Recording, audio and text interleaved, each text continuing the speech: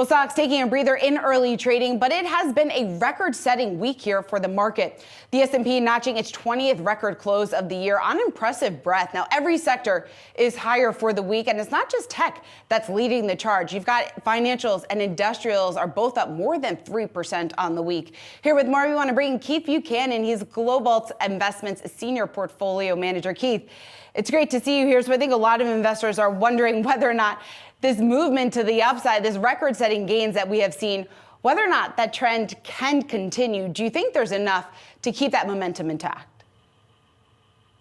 Well, thank you so much for having me this morning.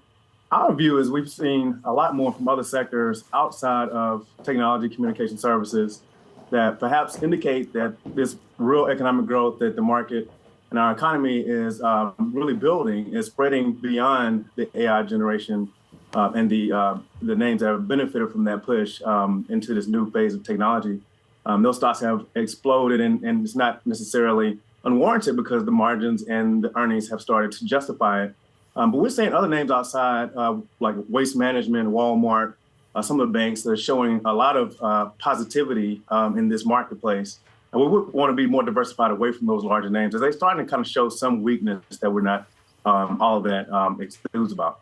Yeah, I'm glad we're talking about this and the broadening of the rally because we're looking for new opportunities. You mentioned some of the financial stocks. XLF, the large cap financial ETF, just notched a record high this morning, and it only recently started hitting record highs again. It's a lot of sectors are finally catching up to the tech sector. We've seen industrials actually arguably stronger than tech this year. I'm just wondering, besides what we've talked about here, and you can talk about some of the industrials or individual names, but where are you looking? And we're looking outside of I guess now it's not the Magnificent Seven, maybe it's the Dynamic Duo or whatever moniker we have. But those names have started to show some weakness. And we've been involved in JP Morgan for some time now. It's one of our favorite names in the financial space. Just best of breed. The financials have shown really an appetite for this potential steepening of the yield curve as the short end moves lower as we go into perhaps a cutting cycle at some point this year. And the long end stays higher as inflation seems stickier, real growth seems to be a little more widespread.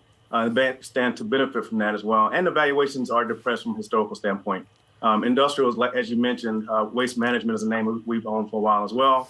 And we're looking at all those names that have margin expansion opportunities as the disinflation hits their input costs earlier than they hit their pricing. I think that's what we saw yesterday with Nike. FedEx also had some similar comments in their margin commentaries. So we're really excited about those names that are more traditional, not necessarily as sexy as some of the AI names, but names that have historically gotten a bid in this type of market environment. Keith, will those names, do you see those names holding up if in fact the Fed does end up only cutting 2 times this year? Indeed, we think that the with real growth kind of hanging in there at 3%, 2%, that environment, as long as disinflation doesn't move us beyond the 2% target, we feel like that's an opportunity and an economy that a lot of real kind of boots on the ground, Main Street businesses can really thrive in.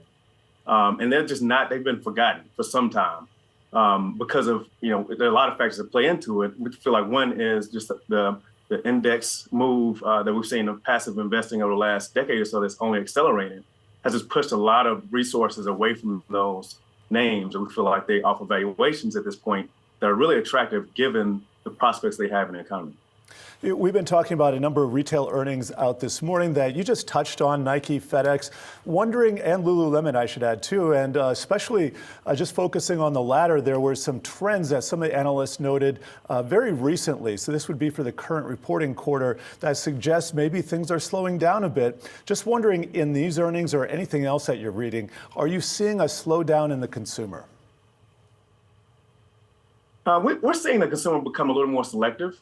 Walmart mentioned in their last quarter that they've seen the basket size improve.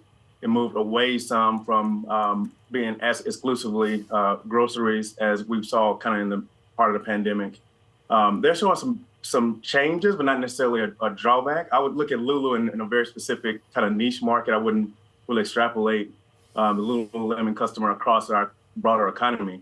We're taking our takeaways from those larger FedEx, how many boxes are they moving?